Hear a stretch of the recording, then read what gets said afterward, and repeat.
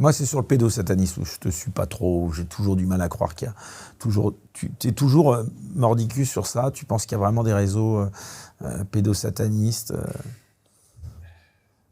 C'est pas une légende urbaine, ça, entre nous. Non, parce que tu vois, pour être crédible, faut, à un moment donné, tu vois, il y a peut-être un sujet sur lequel, là, ça aspire tout le mauvais côté du truc pour te décrédibiliser. Je pourrais te répondre pendant 2 heures sur l'existence des réseaux pédosataniques. Je ne vais rien en faire, parce que là, je ne suis plus journaliste.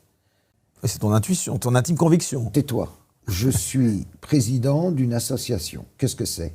Quelle association ? Justice pour l'enfance, un collectif d'avocats qu'on a créé il y a 2 ans, de façon à aider les enfants en difficulté dans des cas d'abus, de maltraitance sexuelle. Le rapport avec le pédosatanisme. Eh bien, toutes sortes de dossiers nous arrivent.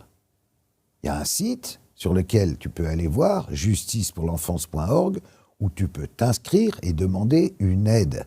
Nous, on est là pour aider ceux qui n'ont pas les moyens d'être défendus.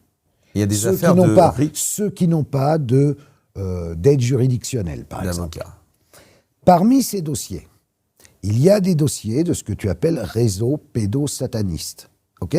Actuels.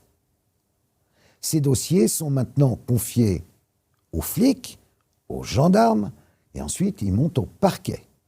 D'accord ? Actuellement. Actuellement. Donc je ne peux pas, moi, en parler. Je ne peux pas te dire C'est-à-dire que où l'enquête ça est se en passe. cours, mais rien n'est avéré encore. Ça veut dire que nous avons 4 affaires de réseaux de ce type. La différence avec Cotino, c'est que ce sont des réseaux plus organisés que Cotino, où c'est un peu la même chose. Il y a des victimes, qui sont des enfants, il y a des gens qui viennent de toute la région pour violer ces enfants.